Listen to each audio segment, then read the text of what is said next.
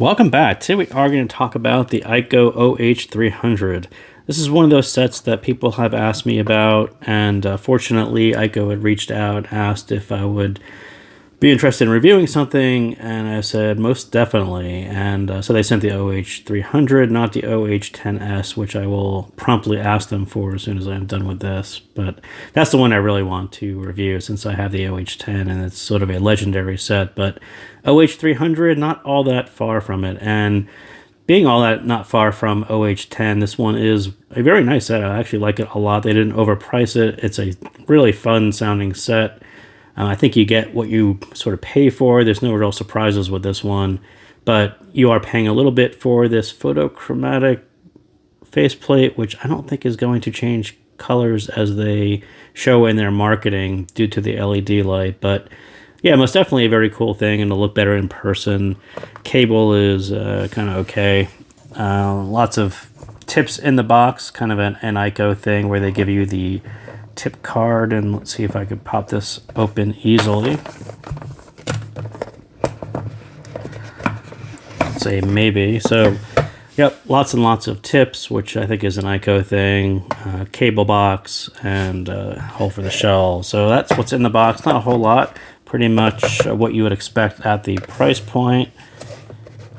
So let's kind of jump into it. And as I was just talking about, what do you need to know about this one? It is a big V-shaped set, not far from OH10, but without that wicked BA sound, right? The OH10, that was a little sharp. I think some people like the BA, but man, it's kind of sharp right there in the pinna. Still lots of fun, but less sharp, a little less resolute because there's no balanced armature in the mids, and it's kind of a more relaxed version of the OH10. So if we look at them side by side, or not side by side, but on top of each other, so OH10, it appears to have a little less bass. OH300 actually bumped this out a little bit. The mid bass is bumped out a little bit and then dipped the sub bass, which is a brilliant move for the driver that they included. There's no balanced armature, so they had to kind of make sure that this was a little cleaner on the sub bass. They can put a little more energy into the mid bass, and then they pop the pinna because there's no balanced armature, so they actually raise that a little bit. And then this is actually a little less extended, no balanced armature, and the dynamic driver they chose. But tuning choices that they did here, I think actually make a lot of sense with the driver they included. So I don't really have any complaints. Again, it's priced right. The tuning changes that they made from OH10 make sense for a single dynamic driver. So I do think this one was actually executed quite well as far as doing, what they should have done to this particular big V-shaped sound with the driver that they included. So as I was just talking about, the big V-shape needs a sturdy driver to keep it together, and that's really what you're getting at $49. I mean, the faceplate's pretty cool. I think, it's cool to look at. When it's in your ears, you can't really see it, but what a big chunk of that money is going to is one of their nicer dynamic drivers that can really hold together doing a V-shape like that and not sound all distorted or really wreck the mids. So yeah, a big part of that and why it's more than $20, more than $35, why you're going to hit that price point is they just included a better driver.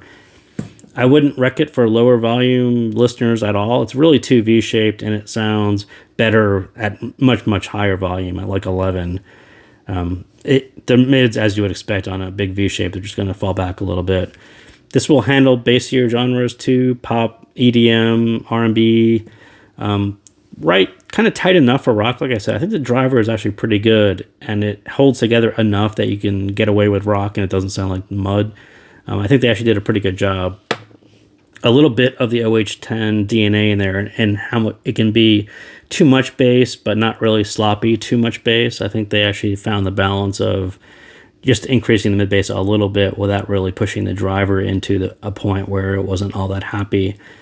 And the sound, again, the graph shows most of what you need to know. It's a big V shape, a lot of mid bass. They kind of tucked in the sub bass a little bit, so really your emphasis is right here, right where pop music has a lot of bass. That's what you're going to hear. And then you're going to hear a lot of this, and then it really dips off pretty fast and not a whole lot of extension. So your V shape is basically right here and right here. You're not going to hear a whole lot of fatigue. You're not going to hear a whole lot of treble. This is all dipped off kind of in a bass head style tilt. So I can't really complain with what they did because you could actually turn it up quite high because of the way they dipped that out. So bass, again, big V shape, big fun level of bass. The driver's working hard to stay composed with this level, and it does okay. Bumping the mid bass gives you the bass for popular music, but the sub bass is plateaued and dipped a little bit, and that's just going to give you a cleaner, heavy bass sound. If you like more sub bass on top of your already a lot of mid bass, that would be like a jazzier clear, and that looks like this. So the clear actually kept, instead of dipping over and kind of plateauing out the way the OH300 does, clear is like straight. So that is a ton of sub bass on top of a lot of mid bass. And then they did kind of a more extended, we need to put something out here so you could hear the mids and some treble over all of this. So you can kind of see OH300 kind of dip this a little bit, raise this there, and then dip this out so there's no fatiguing bit in the upper treble. I think it's more in line with a bass head style tilt as opposed to clear, which is like a huge V shape, a lot of bass and a lot of treble.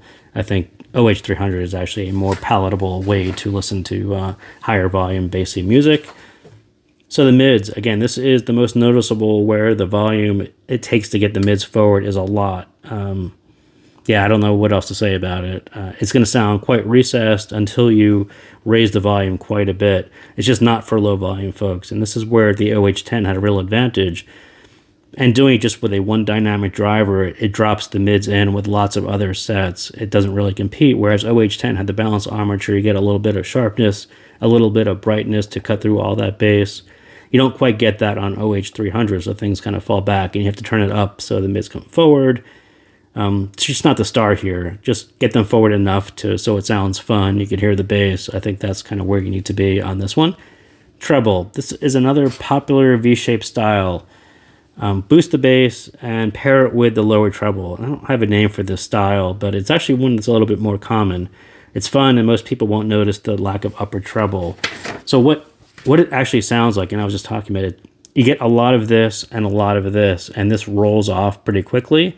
So if you're used to hearing things almost the way OH10 does, an extended bass head style set, you end up with a little higher frequency fatigue. If you're not really careful, the more you turn it up, the more fatiguing it gets. And that's exactly what happens on OH10. So this one is kind of a more traditional bass head style. Tilt this all down so there isn't any fatiguing part of the treble. The whole thing tilts down, and that's exactly the way it sounds. More of a bass head style. I don't have a problem with it. Most people aren't going to notice, but there isn't a whole lot of air here until you really listen to it. But what you really are looking for is a lot of bass and some clarity to the vocals and instruments, and that's exactly what this style delivers. If you're looking for a lot of upper treble airiness, that's not really a bass head style or in the style of OH300. So V-shape, but not as bright as you would get with a lot of upper treble. So not much air, but it really fits this style. And the advantage is, as I was saying, it's just a lack of fatigue, and it takes on a more higher volume bass head style, as people like that. Some people like really high volume sets. This one is tilted in that way. Stage, and again, it kind of goes right back to what I was just saying. The lack of air, lack of that upper treble. You end up with a wider stage, but not really any height to it. Enough space to not sound cluttered, but you're really here for the bass and that V shape as opposed to the airiness and a huge sound stage. But it kind of fits in with the kind of the price point and the style that they delivered. So I'm not going to harp on that too much, but that is what I got on OH300. So thank you again for tuning in, and I will see you next time.